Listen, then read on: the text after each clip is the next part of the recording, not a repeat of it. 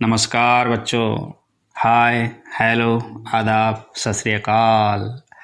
9वीं कक्षा के बच्चों कैसे हैं? स्वस्थ और मस्त हैं ना? पढ़ने लिखने में व्यस्त हैं ना? आप देख रहे हैं आपका अपना YouTube चैनल हिंदी सीखें SD अलाउद्दीन। मैं सैयद अलाउद्दीन एक बार फिर आपकी सेवा में एक नया पाठ लेकर हाजिर हूँ। बच्चों, आज हम 9वीं कक्षा का चौथा पाठ प्रकृति की सीख सीखेंगे। चित्र देखिए। आप चित्र में क्या देख रहे हैं? हाँ बच्चों, चित्र में दो नाविक एक छोटी नाव से समुद्र पर यात्रा कर रहे हैं। दूसरा प्रश्न, वे क्यों समुद्र की यात्रा कर रहे होंगे? हाँ बच्चों, वे मछुआरे होंगे। अपनी आजीविका मछलियाँ पकड़ने के लिए समुद्र पर यात्रा कर रहे होंगे। तीसरा प्रश्न, इन मछुआरों से हमें क्या संदेश मिलता है? हाँ बच्चों, जीवन में आगे बढ़ने के लिए या अपना जीवन सुखमय बनाने के लिए कठिन से कठिन परिस्थितियों का डटकर मुकाबला करने का संदेश मिलता है। एक छोटी सी नाव बनाकर नाविक या मछुआरे विशाल तथा गहरे समुद्र की चुनौतियों को स्वीकार करते हुए उसी की छाती को चीरता हुआ अपने धैर्य व साहस से आगे बढ़ता है और अपनी आजीविका कमाने में सफल भी होता है।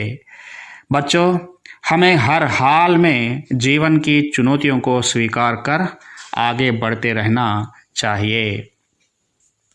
हमारी प्रकृति के कण कण में अनेक संदेश छिपे हैं।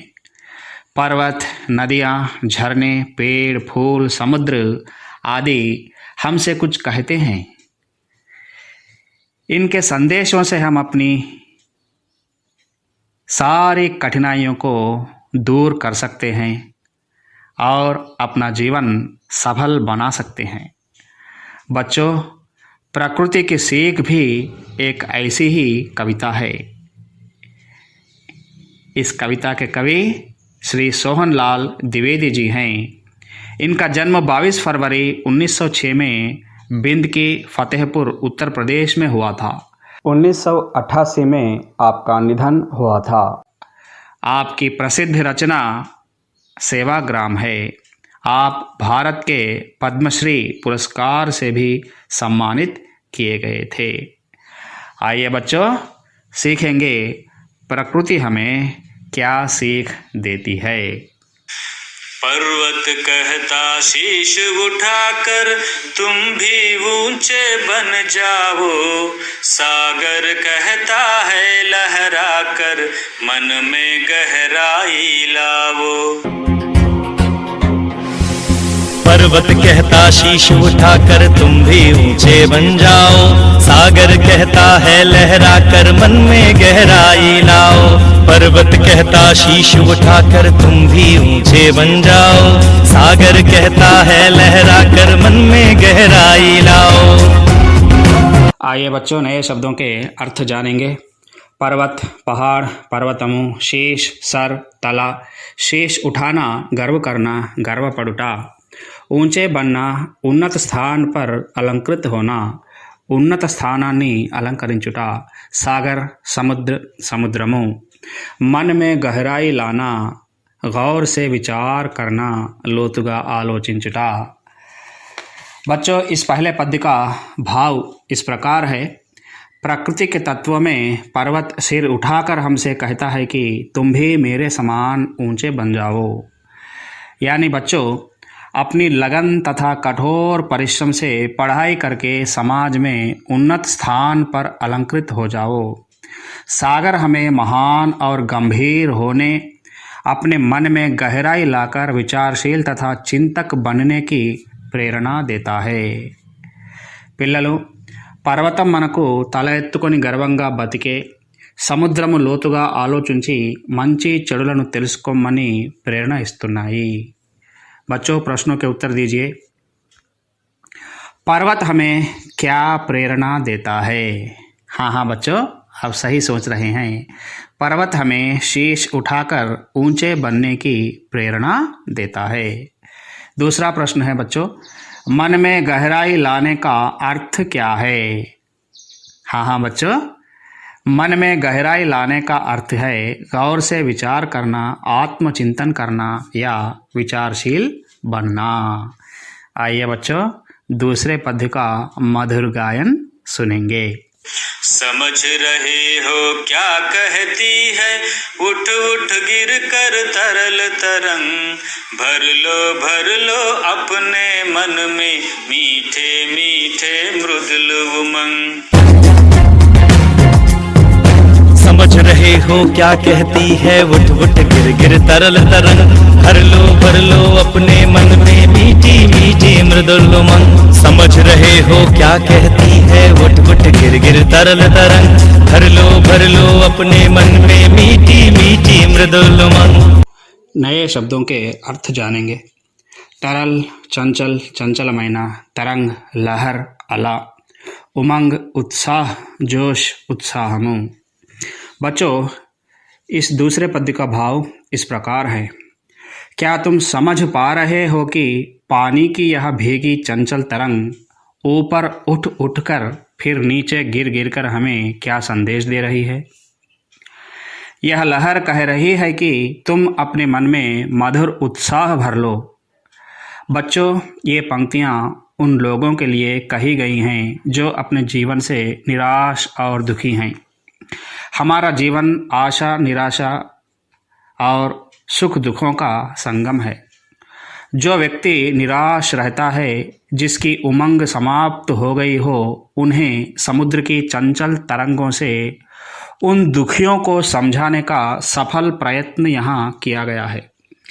जिस प्रकार तरंग गिरती है, उठती है, गिरती है, फिर कोशिश करती है उठने की, उस तरंग को देखकर मनुष्य को भी सतह से उठने का प्रयास करना चाहिए। एक ही बार में हार कर उमंग छोड़ देना या उत्साह त्याग देना जैसी बात अपने जीवन में नहीं होनी चाहिए। यह हमें अच्छी तरह समझ लेना चाहिए कि गिरना उठने के लिए ही होता है। जीवन में दुख खुशियों का खजाना देने के लिए ही आता है। समझ गए ना बच्चों? పిల్లలు మీకు అర్థమవుతుందా ఈ చంచలమైన అల పడి లేస్తూ మనకు ఏం చెప్తుందో? జీవితంలో ఉరకలేసే ఉత్సాహంతో మనము ఆనందంగా జీవించాలని ప్రేరణ ఇస్తుంది.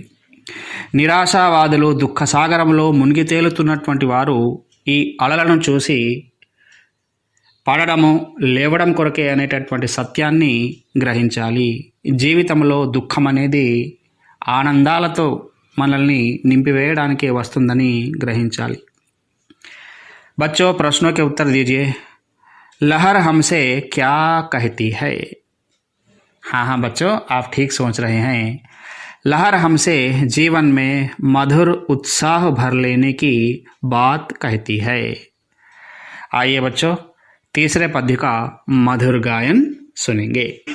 पृथ्वी कहती धैर्य न छोड़ो, कितना ही हो सिर पर भार, नभ कहता है फैलो इतना, ढक लो तुम सारा संसार, ढक लो तुम सारा संसार। पृथ्वी कहती धैर्य न छोड़ो, कितना ही हो सिर पर भार, नभ कहता है फैलो इतना, ढक लो तुम सारा संसार। पृथ्वी कहती धैर्य न छोड़ो, कितना ही हो सिर पर भार, नभ कहता है फैलो इतना, ढक लो तुम सारा संसार। पर्वत कहता शीश उठाकर तुम भी ऊंचे बन जाओ, सागर कहता है लहरा कर मन में गहराई लाओ, मन में गहराई लाओ, मन में गहराई लाओ। नए शब्दों के अर्थ जानेंगे। पृथ्वी भूमि, धैर्य धैर्यము, नभ आकाश आकाशము, ढक लेना कప్పుకొనుట। बच्चों, इस तीसरे पद्य का भाव इस प्रकार है। पृथ्वी के सिर पर अपार भार है, संसार के सारे पर्वत और पेड़ पौधे, हम सब मनुष्य, पशु पक्षी धरती पर ही तो रहते हैं ना। फिर भी धरती अधिक भार ढोकर धैर्यपूर्वक रहती है और हमें धैर्यवान बनने की प्रेरणा भी देती है।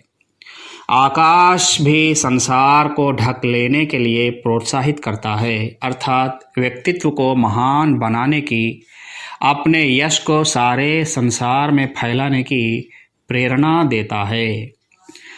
పిల్లలు భూమి తనపై అధిక భారాన్ని మోస్తూ ధైర్యం కోల్పోకూడదనేటటువంటి ప్రేరణ మనకు ఇస్తుంది। అలాగే ఆకాశం మన కీర్తి ప్రతిష్టలను ప్రపంచంలో వ్యాపింపజేయడానికి ప్రేరణ ఇస్తుంది। बच्चों, प्रश्नों के उत्तर दो। पृथ्वी हमसे क्या कहती है? हाँ बच्चों, पृथ्वी हमसे कहती है कि कष्टों में धैर्य न छोड़ना चाहिए। दूसरा प्रश्न है, हमारा यश कहाँ फैलाने की कोशिश करनी चाहिए? हाँ बच्चों, हमारा यश सारे संसार में फैलाने की कोशिश करना चाहिए।